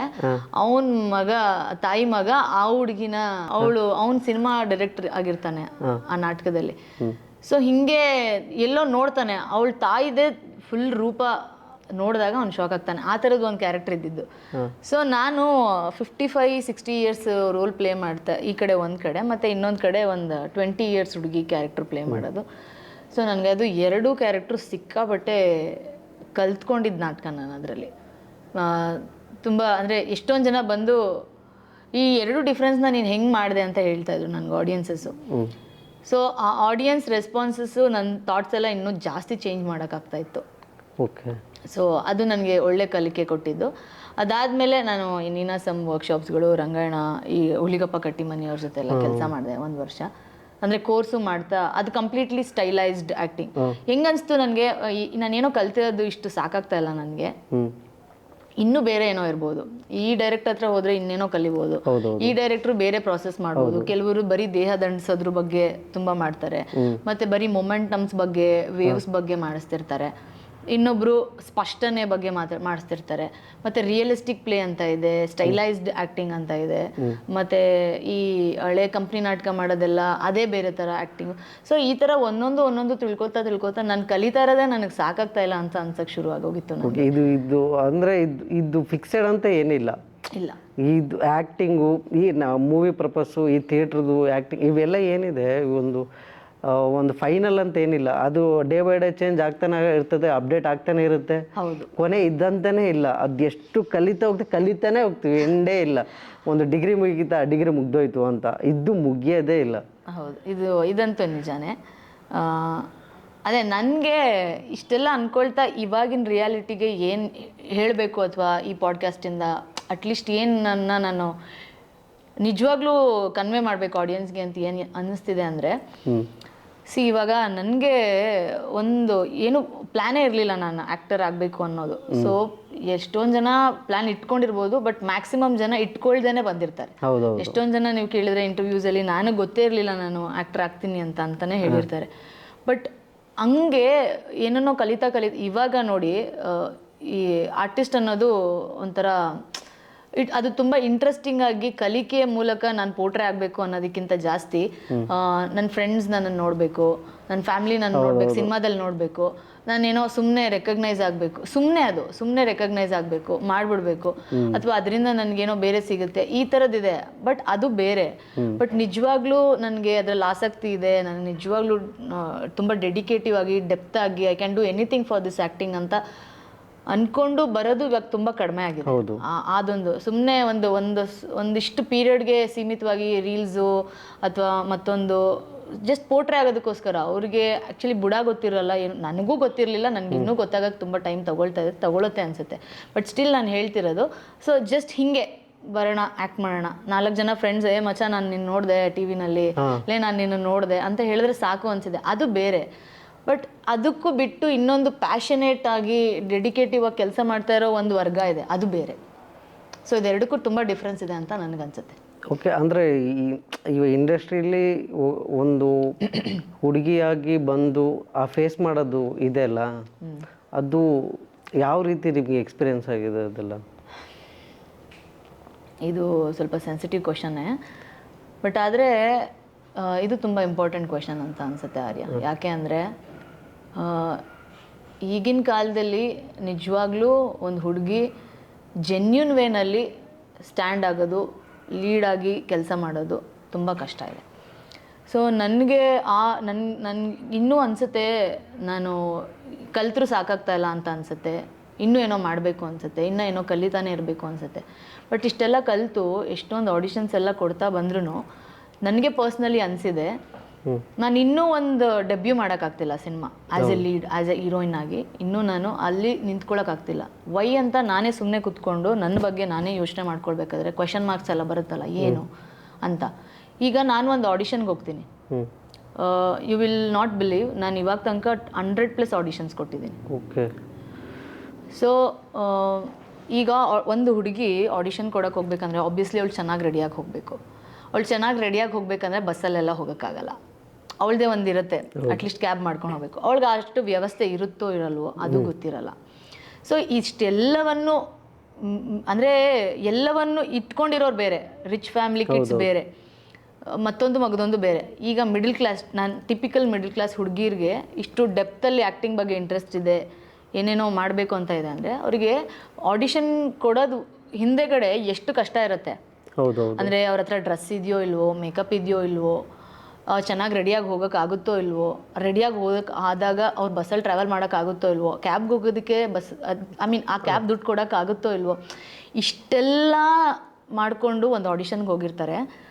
ಮತ್ತೆ ಅವಳು ಪ್ರಿಪೇರ್ ಆಗು ಹೋಗಿರ್ತಾಳೆ. ನಾನು ನನ್ನ ಬಗ್ಗೆ ಅಂತ ಮಾತಾಡ್ತಿಲ್ಲ, ಒಂದು ಹುಡುಗಿ, ಒಂದು ಮಿಡಲ್ ಕ್ಲಾಸ್ ಹುಡುಗಿ ಅನ್ನೋ ಒಂದು ಕ್ಯಾರೆಕ್ಟರ್ ಇಟ್ಕೊಂಡು ಮಾತಾಡ್ತಾ ಇದ್ದೀನಿ. ಸೊ ಅವಳು ಪ್ರಿಪೇರ್ ಆಗಿ ಹೋಗಿರ್ತಾಳೆ, ಏನು ಆ್ಯಕ್ಟ್ ಮಾಡಬೇಕು, ಏನು ಕೇಳಬಹುದು, ಅವರೇ ಒಂದು ಒಳ್ಳೆ ಡೈಲಾಗ್ ಶೀಟ್ ಕೊಟ್ಟರೆ ಮಾಡೋದು ಹೇಗೆ, ಅಥವಾ ಅವ್ರೇನು ಕೊಟ್ಟಿಲ್ಲ ಅಂದರೆ ನಾನೇ ಹೇಗೆ ಮಾಡೋದು, ಇದೆಲ್ಲವೂ ಪ್ರಿಪೇರ್ ಆಗಿ ಜೆನ್ಯೂನ್ ಆಗಿ ಒಂದು ಹುಮ್ಮಸ್ಸಿಂದ, ಆಸೆಯಿಂದ ಒಂದೇನೋ ಲೀಡ್ ಸಿಗುತ್ತೆ ಅಂತ ಹೋಗಿರ್ತಾರೆ. ಸೊ ಹಿಂಗೆ ಹೋಗಿರ್ಬೇಕಾದ್ರೆ ಆಡಿಷನ್ಸ್ ಕೊಡ್ತಾರೆ, ಎಲ್ಲವೂ ಆಗುತ್ತೆ. 1, 2, 3, 4, 10 ಆಡಿಷನ್ಸ್ಗೆ ಈಗ ಎಲ್ಲರೂ ಬೇಜಾರಾಗೋಗ್ಬಿಡ್ತಾರೆ. ಅಂಥದ್ರಲ್ಲಿ ಏನೋ ಆಗುತ್ತೆ. ಬಟ್ ನನಗೆ ಈ ಪ್ರಾಸೆಸ್ಸಲ್ಲಿ ಗೊತ್ತಾಗಿರೋದು ಏನಂದರೆ, ಆಡಿಷನ್ನು ಮಾಡ್ತೀನಿ ಅಂತ ಮಾಡ್ತಾರೆ, ಮ್ಯಾಕ್ಸಿಮಮ್ ಜೆನ್ಯೂನ್ ಆಗಿರಲ್ಲ. ಏನು ಪರ್ಪಸ್ಸಿಗೆ ಮಾಡ್ತಾ ಇರ್ಬೋದು ಇವರೆಲ್ಲ ಆಡಿಷನ್ ಆಗಾದ್ರೆ? ಅದೇ, ಈಗ ಎಲ್ಲರೂ ಲೀಡ್ ಕ್ಯಾರೆಕ್ಟರ್ಸ್ನ ಸೆಲೆಕ್ಟ್ ಮಾಡ್ಕೊಂಡ್ಬಿಟ್ಟಿರ್ತಾರೆ. ಅಂದರೆ ಒಂದು ಸಿನಿಮಾಗೆ ಹೀರೋಯಿನ್ನು ಅಥವಾ ಸೆಕೆಂಡ್ ಲೀಡ್ ಯಾರಿರುತ್ತೆ ಇವ್ರದ್ದೆಲ್ಲರದು ಸೆಲೆಕ್ಟ್ ಮಾಡ್ಕೊಂಡಿರ್ತಾರೆ. ಬಟ್ ಸ್ಟಿಲ್ ಆಡಿಷನ್ ಯಾಕೆ ಮಾಡ್ತಾರೆ ಅಂದರೆ, ಒಂದು ಪಬ್ಲಿಸಿಟಿಗೆ ಮಾಡ್ತಾರೆ. ಆಡಿಷನ್ ಆಗ್ತಿದೆ ಅಂತ ಇವರಿಂದ ಇವ್ರಿಗೆ ಗೊತ್ತಾಗ್ತಾ ಕಲಾವಿದರಿಗೆ ಅದು ವಿಷನ್ ಗೊತ್ತಾಗ್ತಾ ಅದು ವೈಡ್ ರೇಂಜಲ್ಲಿ ಸ್ಪ್ರೆಡ್ ಆಗುತ್ತೆ. ಈ ಸಿನಿಮಾದ ಬಗ್ಗೆ ಆಡಿಷನ್ ಆಗ್ತದೆ, ಅದು ಒಂದು ಪಬ್ಲಿಸಿಟಿ. ಇನ್ನೂ ಒಂದು ಏನು ಅಂದರೆ, ಇವ್ರಿಗೆ ಲೀಡ್ ಬೇಕಾಗಿರಲ್ಲ. ಆ ಕ್ಷಣಕ್ಕೆ ಯಾರಾದರೂ ಮಿಸ್ ಆದರೆ, ಆ ದಿನ ಬರಲಿಲ್ಲ ಅಂದರೆ, ಒನ್ ಡೇ ಕ್ಯಾರೆಕ್ಟರ್ಗೆ, ಟೀ ಶಾಪ್ ವಾಲಾಗೆ, ಕ್ರೌಡಲ್ಲಿ ಯಾರಾದರೂ ಇರಬೇಕು ಅಂದರೆ, ಸೊ ಈ ಥರದಕ್ಕೆ ಅವ್ರಿಗೆ ಒಂದಿಷ್ಟು ಸ್ಟಫ್ ಸಿಗುತ್ತೆ, ಅಥವಾ ಒಂದಿಷ್ಟು ನಮ್ಮ ಥರದ್ದು ಒಂದಿಷ್ಟು ಕಲಾವಿದರು ಸಿಗ್ತಾರೆ. ಇಷ್ಟೇ. ಐ ಡೋಂಟ್ ಥಿಂಕ್ ಸೊ ಒಂದು ಜೆನ್ಯೂನ್ ಆಗಿ ಆಡಿಷನ್ ಆಗಿ ಒಂದು ಟಿಪಿಕಲ್ ಮಿಡಲ್ ಕ್ಲಾಸ್ ಹುಡುಗಿರು ಎಸ್ ನಾನು ಆಡಿಷನಿಂದಾನೇ ಬಂದು ಇಲ್ಲಿ ನಿಂತಿದ್ದೀನಿ ಅಂತ ಮನಸಾಕ್ಷಿಯಿಂದ ಯಾರು ಬಂದು ಅಷ್ಟು ನಿಂತ್ಕೊಂಡು ಹೇಳಿದ್ದಾರೆ ನನಗೆ ಗೊತ್ತಿಲ್ಲ.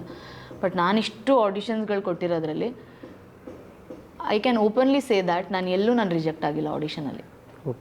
ನಾನು ಅನ್ಕೋತೀನಿ, ಓಕೆ ನಾನು ಎಲ್ಲಾದರೂ ರಿಜೆಕ್ಟ್ ಆದರೆ ನಾನು ನೆಕ್ಸ್ಟ್ ಆಡಿಷನಲ್ಲಿ ಏನಾದ್ರು ಬೆಟರ್ ಮಾಡಬೇಕು, ನಾನು ಏನೋ ಇಲ್ಲಿ ತಪ್ಪು ಮಾಡಿದ್ದೀನಿ, ಅಥವಾ ನಾನು ಇಲ್ಲೇನೋ ತೊದಲಿಸ್ಬಿಟ್ಟೆ, ಡೈಲಾಗ್ ಹೇಳಬೇಕಾದ್ರೆ ತೊದಲಿಸ್ದೆ, ನೆಕ್ಸ್ಟ್ ಆಡಿಷನಲ್ಲಿ ಇದು ಮಾಡಬಾರ್ದು ರಮಿಕಾ ನೀನು ಅಂತ ನಾನು ಹೇಳ್ಕೊತೀನಿ.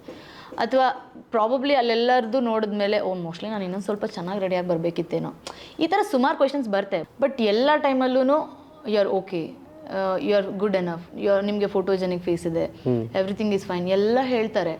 ಬಟ್ ನಾನು ಕೆಲವು ಕಡೆ ಎಲ್ಲ ವೆಯ್ಟ್ ಮಾಡ್ತಿರ್ತೀನಿ, ಕಾಲ್ ಬರುತ್ತೆ. ಮತ್ತು ನನಗೂ ಅಟ್ಲೀಸ್ಟ್ ನೋ ಅಮ್ಮ, ನನ್ಗೆ ಯಾರಾದರೂ ಬೈದ್ರೆ ಖುಷಿಯಾಗ್ಬಿಡುತ್ತೆ. ಅಟ್ಲೀಸ್ಟ್ ನನಗೆ ಯಾರೋ ಹಿಂಗೆ ಹೇಳ್ಬಿಟ್ರು, ನಿನ್ಗೆ ಇನ್ನೂ ಬೇಕಮ್ಮ ಫೇಸ್ ಎಕ್ಸ್ಪ್ರೆಷನು ಅಂತ ಏನಾದರೂ ಹೇಳಿದ್ರೆ ನಾನು ಹೋಗಿ ನಾಳೆ ದಿವಸ ವರ್ಕ್ ಮಾಡ್ತೇನೆ ನೆಕ್ಸ್ಟ್ ಆಡಿಷನ್ ಕೊಡಬೇಕಾದ್ರೆ.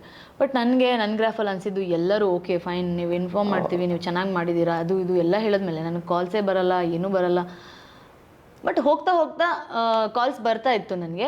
ಬಟ್ ಅದೇನೆ ಟಿಪಿಕಲ್ ಆಗಿ ಈ ಥರ ಏನಾದರೂ ಕೇಳೋದು, ಕೆಲವೊಂದು ಕಡೆ ದುಡ್ಡು ಕೇಳೋದು, ಇಲ್ಲಾಂದರೆ ಕೆಲವೊಂದು ಕಡೆ ಓಪನ್ ಆಗಿ ಅದು ತುಂಬ ಅಫಿಷಿಯಲ್ ಆಗಿದೆ, ಕಾಂಪ್ರಮೈಸ್ ಓಕೆನಾ ಫೈನಾ ಅಂತ ಕೇಳೋದು. ಇಟ್ ವಾಸ್ ಲೈಕ್ ನಾನು ಅನ್ಕೊಳ್ಳೋದು, ಹಂಗಿದ್ಮೇಲೆ ನೀವು ಏನಕ್ಕೆ ಆಡಿಷನ್ ಮಾಡ್ತೀರಾ, ಡೈರೆಕ್ಟಾಗಿ ನೀವು ಕಾಲ್ ಮಾಡ್ಬಿಡ್ಬೋದಲ್ಲ, we need this kind of.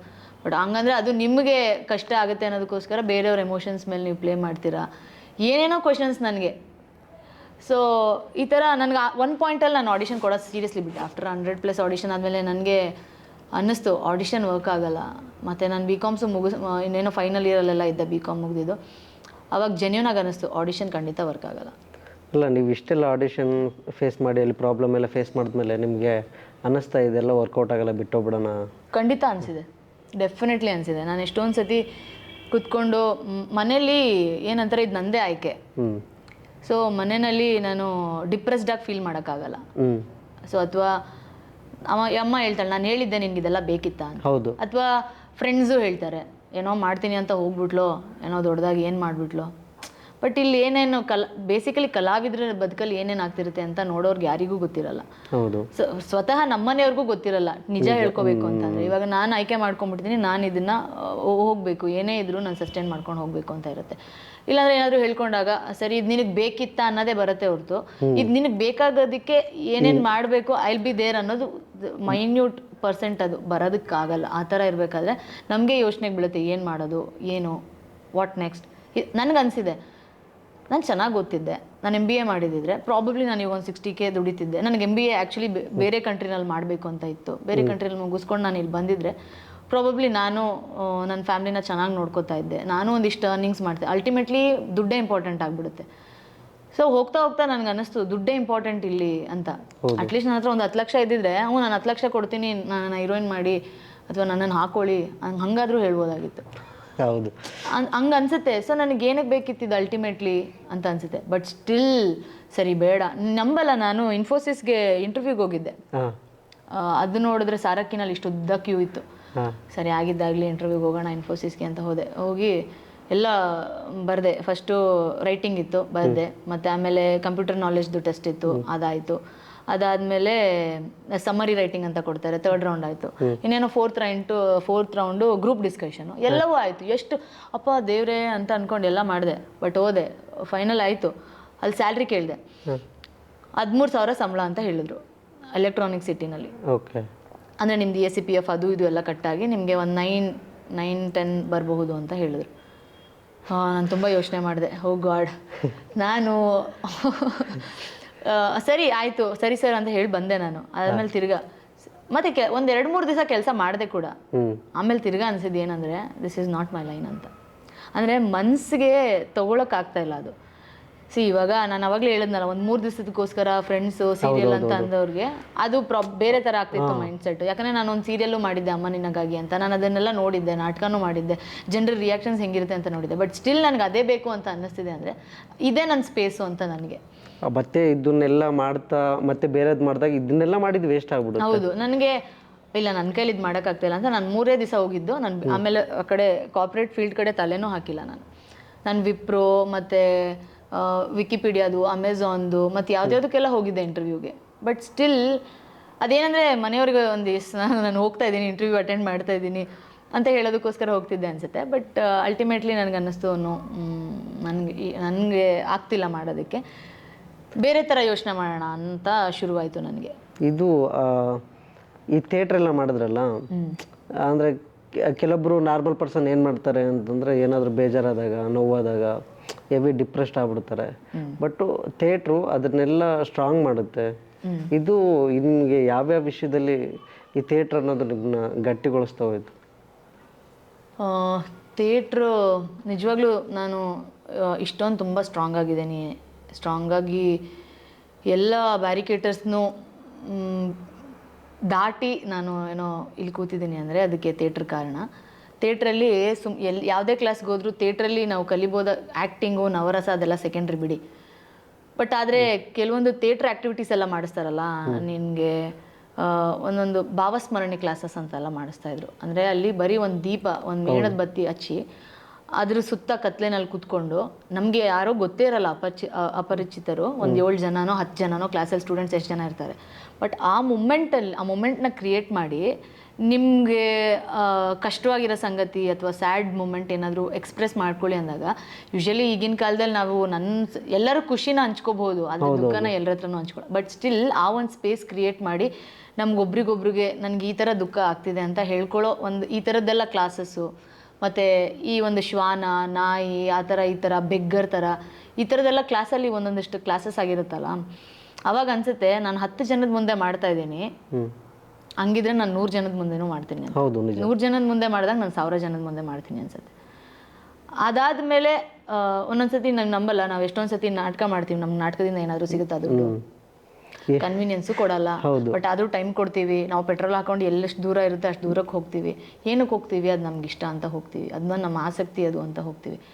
But ಒಂದೊಂದು ನಾಟಕಗಳನ್ನು ಮಾಡ್ತಾ ಹೆಂಗೆ ಕಾನ್ಫಿಡೆನ್ಸ್ ಆಗುತ್ತೆ ಅಂದರೆ, ಜೀವನದಲ್ಲಿ ನಿನಗೆ ಎಷ್ಟೇ ಒಂದು ಪೀಕ್ ಲೈನ್ ಕಷ್ಟ ಬಂದ್ರೂ ನೀನು ಹ್ಯಾಂಡಲ್ ಮಾಡ್ಬೋದು. ಯಾಕಂದರೆ ಮೇಜರಾಗಿ ನಿನಗೆ ಬೇಕಾಗಿರೋದು ಕಾನ್ಫಿಡೆನ್ಸು, ಆತ್ಮವಿಶ್ವಾಸ ಅನ್ನೋದು ಮನುಷ್ಯನಿಗೆ ತುಂಬ ಬೇಕು.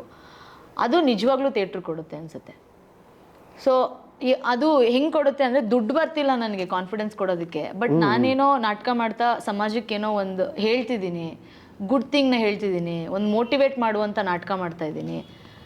ಈ ಥರದ್ದೆಲ್ಲ ಅನ್ನಿಸ್ಬೇಕಾದ್ರೆ ನಾನು ಸಾಧನೆ ಮಾಡಿಲ್ಲದೆ ಇರಬಹುದು, ಆದರೆ ನಾನು ಇವತ್ತು ಮಾಡಿರೋ ನಾಟಕದಿಂದ ಯಾರಾದರೂ 2 ಜನಕ್ಕೆ ರಿಯಲೈಸ್ ಆಯಿತು ಅಂತಂದರೆ ವಿಚ್ ಇಸ್ ಸ್ಯಾಟಿಸ್ಫೈಡ್ ಅನ್ನೋ ಫೀಲ್ ಬರುತ್ತೆ.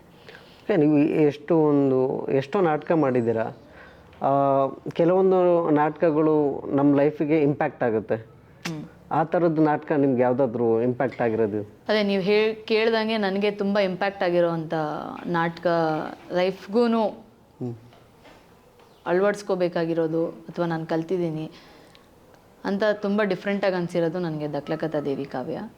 ಸೊ ಅದು ಕಂಪ್ಲೀಟ್ಲಿ ಪ್ರೊಫೆಷ್ನಲ್ ಟೀಮ್, ಜಂಗಮ ಕಲೆಕ್ಟಿವ್ ತಂಡದ್ದು. ಸೊ ನಾನು ಲಕ್ಷ್ಮಣ್ ಕೆ ಪಿ ಅವ್ರದ್ದು ವರ್ಕ್ಶಾಪ್ ಮಾಡ್ತಾಯಿದ್ದೆ. ನನಗೆ ಆ್ಯಕ್ಚುಲಿ ಅಲ್ಲಿರೋರೆಲ್ಲರೂ ಸೀನಿಯರ್ ಆರ್ಟಿಸ್ಟೇ, ಎಲ್ಲರೂ ನೀನಾಸಂ ಮಾಡಿರೋರೆ, ಎಕ್ಸ್ಪೀರಿಯನ್ಸ್ ಇರೋರೆ, ಫುಲ್ ಎಕ್ಸ್ಪೀರಿಯನ್ಸ್ ಇರೋರೆ. ಅವರು ಒಂದೇ ಒಂದು ಕ್ಯಾರೆಕ್ಟರ್ಗೆ ಮಾತ್ರ ಹುಡುಕ್ತಾ ಇದ್ರಂತೆ. ನಾನು ಅವಾಗ ತಾನೇ ಲಕ್ಷ್ಮಣಣ್ಣನ ವರ್ಕ್ಶಾಪ್ ಮುಗಿಸಿದ್ದೆ.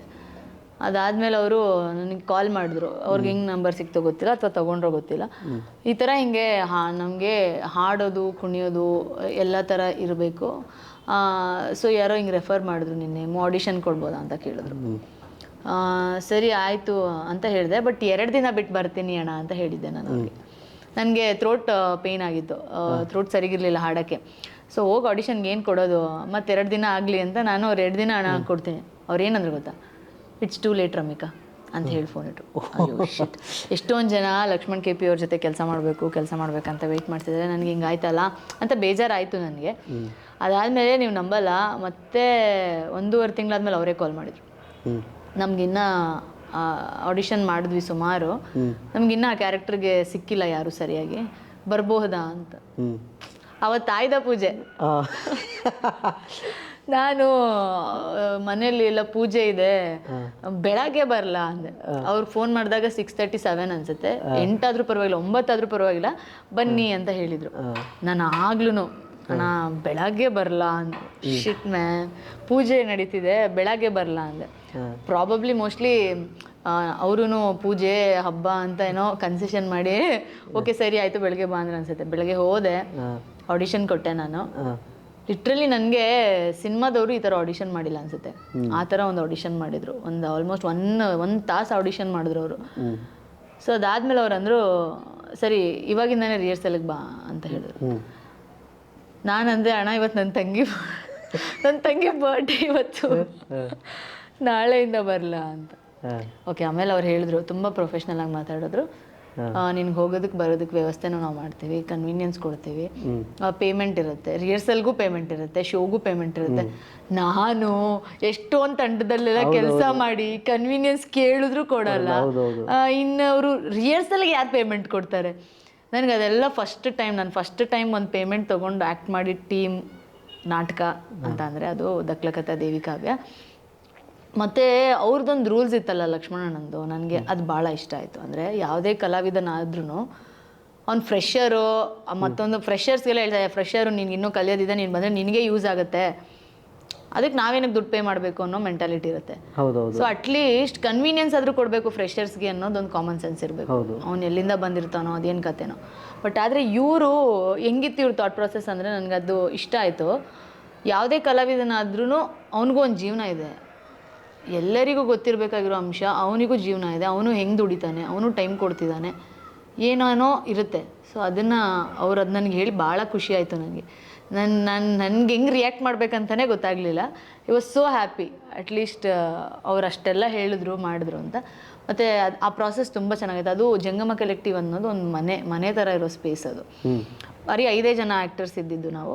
ಇವರು ಅನಿಲ್ ಅಣ್ಣ ಸ್ಟುಡಿಯೋ ಇದೆಯಲ್ಲ, ಅಲ್ಲೇನಾ? ಹೌದೌದು, ಅನಿಲ್ ಅಣ್ಣನ ಸ್ಟುಡಿಯೋ ಬೇರೆ ಕಡೆ ಇರೋದು, ಬಟ್ ಅನಿಲ್ ಅಣ್ಣನೂ ಅದಕ್ಕೊಬ್ಬರು ಮೆಂಬರ್ ಜಂಗಮಗೆ.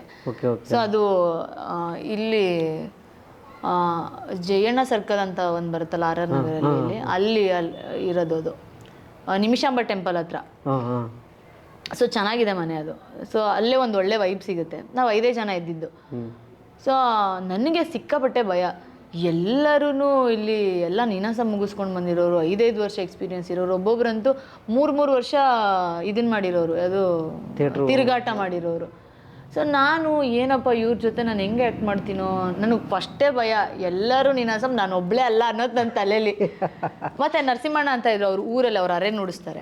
ಸೊ ಅರೆ ಮತ್ತು ತಮಟೆದು ಕ್ಯಾರೆಕ್ಟರ್ ಅದೊಂದಿತ್ತು. ಸೊ ಅದು ಬೇರೆ, ಬಟ್ ಆದರೂ ಅವ್ರು ದೊಡ್ಡವರು, ಅವ್ರಿಗೂ ಗೊತ್ತಿದೆ ಅಂತ, ನನಗೆ ಏನೂ ಗೊತ್ತಿಲ್ಲ ಅಂತ ನನಗೆ ಫೀಲ್. ಸೊ ಅದಾಯಿತು. ಬಟ್ ಎಲ್ಲರೂ ತುಂಬ ಚೆನ್ನಾಗಿ ಕೋಆಪ್ರೇಟ್ ಮಾಡಿದ್ರು ನನಗೆ. ಬಟ್ ಅಲ್ಲಿಂದ ನನಗೆ ತುಂಬ ಬೇರೆ ಥರ ಕಲಿಯೋಕ್ಕೆ ಸಿಕ್ತು. ಅಂದರೆ ಎಲ್ಲ ನೀನಾಸಂ ಮಾಡಿರೋರು, ಅವ್ರ ಜೊತೆ ಸ್ಟೇಜ್ ಶೇರ್ ಮಾಡ್ತಾಯಿದ್ದೀನಿ. ಏನಾದರೂ ತಪ್ಪಿದ್ದಾಗ ಹಿಂಗಲ್ಲ ಹಂಗಂತ ಹೇಳೋಕ್ಕೆ ಇದ್ದರು, ಸರಿಯಾಗಿ ಹೇಳೋಕ್ಕಿದ್ರು. ನಟ್ ಮೇಲೆ ನಾನು ಸರಿಯಾಗಿ ಮಾಡ್ತಿರೋದನ್ನು ಇದೇ ಸರಿಗಿದೆ, ಹಿಂಗೆ ಮಾಡು ಅಂತಲೂ ಹೇಳೋರಿದ್ರು. ಸೊ ಅದು ಕಲಿಕೆ ಒಂಥರ ಬೇರೆ ಥರನೇ ಆಯಿತು. ಇವರು ಲಕ್ಷ್ಮಣ್ ಕೆ ಪಿ ಅವರು ವರ್ಕ್ಶಾಪಲ್ಲಿ ನಾನು ಅಟೆಂಡ್ ಆಗಿದ್ದು ಒಂದು ಸರಿ. ಅಂದರೆ ಅವ್ರು ನೀನಾಸಮಲ್ಲಿ ವರ್ಕ್ಶಾಪ್ ಮಾಡಿಸಿದಾಗ ನಾನು ಹೋಗಿದ್ದೆ. ಅಲ್ಲಿ ಏನಾಗಿತ್ತು ಅಂದರೆ ನಾವು ಅಂದರೆ ಆರ್ಟಿಸ್ಟ್ ಆಗ್ಬೇಕಂದ್ರೆ ಆ್ಯಕ್ಟಿಂಗ್ ಒಂದು ಮಾಡಿದ್ರೆ ಸಾಕು, ಈ ಥರ ನಮ್ಮ ಥಾಟು. ಅವರೆಲ್ಲ ಬಾಡಿ ಮೂಮೆಂಟ್ ಎಲ್ಲ ಮಾಡಿಸ್ತಾರೆ. ನನಗೆ ಏನಕ್ಕೆ ಇವೆಲ್ಲ ಮಾಡಿಸ್ತವ್ರೆ ಇವರು? ಅದಾದಮೇಲೆ ಗೊತ್ತಾಯಿತು ನನಗೆ ಈ ಪ್ರಾಸೆಸ್ ಪೂರ್ತಿ ಬಾಡಿ ಮೂಮೆಂಟು ಎಲ್ಲ ಆ್ಯಡ್ ಆಗಬೇಕು ಅದು ಇದು ಅಂತ. ಅದಾದಮೇಲೆ ನೀವು ನಿಮ್ಮದೊಂದು ಅದೇ ದಕ್ಲಕಥಾ ಮಹಾಕಾವ್ಯದಲ್ಲಿ ಈ ತಮಟೆ ನುಡ್ಸೋದೆಲ್ಲ ಇದೆ. ನೀವು ಅದು ಮೊದಲೇ ಬರ್ತಾ ಇತ್ತಾ ಇಲ್ಲ ಅಲ್ಲಿ ಹೋಗಿ ಕಲ್ತಿದ್ದ ನೀವು? ತಮಟೆ ನಾನು ಆ್ಯಕ್ಚುಲಿ ನುಡಿಸ್ಲಿಲ್ಲ ಅನ್ಸುತ್ತೆ ಅದರಲ್ಲಿ. ಬಟ್ ಆದರೆ ಅವರು ಬಾಡಿ ಮೂಮೆಂಟ್ ಅಂತ ಏನು ಹೇಳಿದ್ರಲ್ಲ, ಬಟ್ ಅದೇ ನಮಗೆ ರಿಹರ್ಸಲ್ಗಿಂತ ಮುಂಚೆ 1 hour ಅಂತೂ ಈ ಥರ ವಾರ್ಮಪ್ ಎಲ್ಲ ಮಾಡಿಸ್ತಾ ಇದ್ರು. ಬಟ್ ಅದರಲ್ಲಿ ತುಂಬ ಡಿಫ್ರೆಂಟ್ ಅನ್ನಿಸ್ತು. ಬೇರೆ ಕಡೆ ಥಿಯೇಟ್ರಲ್ಲಿ ವಾರ್ಮಪ್ ಎಲ್ಲ ಮಾಡಿದ್ದೀನಿ, ಬಟ್ ಇವ್ರದ್ದು ಕಲಿಕೆನಲ್ಲಿ ವಾರ್ಮಪ್ಸ್ ಎಲ್ಲ ಬೇರೆ ಥರ ಇದೆ. ಮತ್ತು ಒಂದೊಂದು ಸ್ಲೋ ಮೋಷನ್ ಅವ್ರು ವೇವ್ಸ್ ಮಾಡೋದು ಕೂಡ ಗಮನಿಸ್ಬೇಕು, ಅದು ಹೆಂಗೆ ಹೋಗ್ತಿದೆ ಅಂತ. ನಂದು ಒಂದು ದಕ್ಲಕಥಾನಲ್ಲಿ ಗಂಗಮ್ಮ ತಾಯಿ ಕ್ಯಾರೆಕ್ಟರ್ನಲ್ಲಿ ನಾನು ಹಿಂಗೆ ಮಾಡ್ತಾ ಇರ್ತೀನಿ. ಅದನ್ನ ನೀರ್ ಥರ ಚಲಿಸ್ಬೇಕು. ಯಾರಾದರೂ ನಿನ್ನ ಕೈ ನೋಡಿದ್ರೆ, ನಿನ್ನ ಬಾಡಿ ಪೋಸ್ಚರ್ ನೋಡಿದ್ರೆ ನೀರೇ ನೀನು ಅಂತ ನಿಜವಾಗ್ಲೂ ಅನ್ನಿಸ್ಬೇಕು ಅನ್ನೋ ಥರ ಇದ್ದಿದ್ದು. ಸೊ ಮತ್ತು ನನ್ನ ಕೋಲ್ ತಿರ್ಗಿಸೋದೆಲ್ಲ ಇತ್ತು ಅದರಲ್ಲಿ. ಕಂಟಿನ್ಯೂಸ್ ಆಗಿ ನಾವು ಒಂದು 10 ರಿಂದ 15 ನಿಮಿಷ ಕೋಲ್ ತಿರುಗಿಸ್ತಾನೇ ಇರಬೇಕಿತ್ತು ಅದು. ಸೊ ಈ ಥರದ್ದೆಲ್ಲ ತುಂಬ ಡಿಫ್ರೆಂಟಾಗಿ ಕಲಿಯೋಕ್ಕೆ ಸಿಕ್ತು. ಅಂದರೆ ನಮ್ಮದು ದಕ್ಲಕಥಾ ನೀವು ನೋಡಿದರೆ ಸ್ಟೇಜ್ ಅಲ್ಲಿ ನಾವು 5 ಜನ, ಒಬ್ಬರು ಒಂದ್ಸತಿ ಎಂಟ್ರಿ ಆದರೆ ಎಕ್ಸಿಟೇ ಇಲ್ಲ ಯಾರಿಗೂ, ಫುಲ್ಲು ಮುಗಿಯೋ ತನಕ ಸ್ಟೇಜ್ ಎಕ್ಸಿಟೇ ಇಲ್ಲ. ಹಾಡುಗಳಿರ್ಬೋದು, ಮತ್ತು ಪ್ರಾಪರ್ಟೀಸ್ ನೋಡ್ಬೇಕು. ಇಷ್ಟೇ ಒಂದು ಚಾಪೆ, ಒಂದು ಕೈಯಲ್ಲಿರೋ ಒಂದು ಮೊರ, ಪರ್ಕೆ, ಇಷ್ಟೇ ಎಲಿಮೆಂಟ್ಸ್ದು ನಾವು 1-2 ಬ್ಯಾಗ್ ಹಿಡ್ಕೊಂಡ್ರೆ ನಮ್ಮದು ಪ್ರಾಪರ್ಟಿ ಮುಗೀತು, ನಮ್ಮದು ಇದ್ರದ್ದು. ಸೊ ನಾವು ಅದನ್ನು ಇಟ್ಕೊಂಡು ನಾವು ಮೆಟಾ, ಗೋವಾ, ಮುಂಬೈ, ಪಾಂಡಿಚೇರಿ, ಆದಿಶಕ್ತಿ. ಬಟ್ ನಾನು ದಕ್ಲಕಥಾಯಿಂದ ನಾನು ನೋಡಬೇಕು ಅಂದ್ಕೊಂಡಿದ್ದು ಎಲ್ಲ ಸ್ಟೇಜ್ಗಳನ್ನು ನೋಡಿದೆ ಅಂತ ಅನ್ಸುತ್ತೆ. ಹೌದು, ನಾನು ಅದು ನೋಡೋಕ್ಕಾಗಲಿಲ್ಲ, ಬಟ್ ನಾನು ಬೇರೆ ಕಡೆಯಿಂದ ಕೇಳಿದ್ದು. ಅದು ಅಷ್ಟೊಂದು ಅವರ್ಗಟ್ಟಲೆ ನೀವು ಸಸ್ಟೈನ್ ಮಾಡ್ತೀರಲ್ಲ ಅಲ್ಲೇ ಸ್ಟೇಜ್ ಮೇಲೆ, ಅದು. ಸೊ ಇದು ದಕ್ಲಕಥಾ ದೇವಿ ಕಾವ್ಯ ಅನ್ನೋದು ಹೆಂಗೆ ಅಂದರೆ ಅದು ತುಂಬ ರಿಯಲಿಸ್ಟಿಕ್ ಪ್ಲೇ. ನಾನು ಯಾಕೆ ಇದು ನನಗೆ ತುಂಬ ಕಾಡುತ್ತೆ ಈ ನಾಟಕ ಅಂತ ಅಂದರೆ, ನನಗೆ ಫಸ್ಟ್ ಆಫ್ ಆಲ್ ಈ ದಕ್ಲಕಥಾ ಮಾಡಬೇಕಾದ್ರೆ ದಕ್ಲರು ಅಂದರೆ ಯಾರು ಅಂತಲೇ ನನಗೆ ಗೊತ್ತಿಲ್ಲ. ಆದರೆ ದಕ್ಲರು ಅಂತ ಅಂದರೆ SC STಗಿಂತ ಬಿಲೋ ಕ್ಯಾಟಗರಿನಲ್ಲಿರುವಂಥ ಒಂದು ಜನಾಂಗ. ಸೊ ಈಗ ನೋಡಿದ್ರೆ ನಾವು ಈ ಕೂದಲೆಲ್ಲ ನಮ್ಮ ಹಳ್ಳಿ ಕಡೆ ಕೂದಲೆಲ್ಲ ಸಂಗ್ರಹಣೆ ಮಾಡಿ ಯಾರಾದ್ರೂ ಬಂದ್ರೆ ಈ ಬೊಟ್ಟು, ಹಣೆ ಬೊಟ್ಟು, ಪಾತ್ರೆ ಗೀತ್ರೆ ಎಲ್ಲ ತಗೊಳ್ಳೋರ್ದೊಂದು ಇರುತ್ತಲ್ಲ, ಅದು ಅವರು. ಸೊ ಅವ್ರದ್ದು ಲೈಫ್ ಸ್ಟೋರಿನ ನಾವು ನರೇಟ್ ಮಾಡಿದ್ದು ಥ್ರೂ ಔಟ್ ದ ನಾಟಕದಲ್ಲಿ. ಅಂದರೆ ಅವರು ಒಂದು ಹೊತ್ತು ಊಟಕ್ಕೋಸ್ಕರ ಹೆಂಗೆ ಆ ಊರಲ್ಲಿ ಕೇಳ್ತಾರೆ ಅಂತ, ಮತ್ತು ಅವ್ರ ಬದುಕು ಹೆಂಗೆ, ಜೀವನ ಹೆಂಗೆ, ಮತ್ತು ಅವ್ರನ್ನ ಅವ್ರ ಪರ್ಸೆಪ್ಷನಲ್ಲಿ ಅವ್ರು ಹೆಂಗೆ ಬದುಕ್ತಿದ್ದಾರೆ, ಜನ ಹೆಂಗೆ ಟ್ರೀಟ್ ಮಾಡ್ತಾ ಇದ್ದಾರೆ ಅಂತ ಈ ಥರದ್ದು ಒಂದು ಕಾನ್ಸೆಪ್ಟ್ ಇದ್ದಿದ್ದು. ನಾವು ಒಂದ್ಸತಿ ರಿಯಲ್ ಆಗಿ ದಕ್ಲರ್ ಕುಟುಂಬ ನೋಡಬೇಕು ಅಂತ ನಾವು ಚಿಕ್ಕನಾಯಕನಹಳ್ಳಿಗೆ ಹೋಗಿದ್ವಿ, ಕರ್ಕೊಂಡು ಹೋಗಿದ್ರು ನಮ್ಮ ಡೈರೆಕ್ಟ್ರು. ಅಲ್ಲಿ ಆ್ಯಕ್ಚುಲಿ ದಕ್ಲರು ವಾಸವಾಗಿರೋ ಒಂದಿಷ್ಟು ಇತ್ತು, ಒಂದು 400 ಇವಾಗ ತನಕ ಒಂದು 400-500 ಕುಟುಂಬ ಅಷ್ಟೇ ಇರೋದಂತೆ. ಸೊ ಅಲ್ಲೊಂದಿಷ್ಟು ಕುಟುಂಬಗಳು ಜೀವಿಸ್ತಾ ಇದ್ರು ಅಲ್ಲಿ. ಫಾರ್ ದ ಫಸ್ಟ್ ಟೈಮ್ ಒಂದು ಹುಡುಗಿ BCom ತನಕ ಓದ್ತಾ ಇದೆ. ಸೊ ನಾವು ಹೋಗಿದ್ದಾಗ ನಮಗೆ ಅದು ನನಗನ್ನಿಸ್ತು, ಏನು BCom ಓದೋದೇನು ಅಷ್ಟೊಂದು ದೊಡ್ಡ ವಿಷಯನ, ದೊಡ್ಡ ಸಾಹಸನ ಅಂತ ನನ್ನ ಮನಸ್ಸಲ್ಲಿ.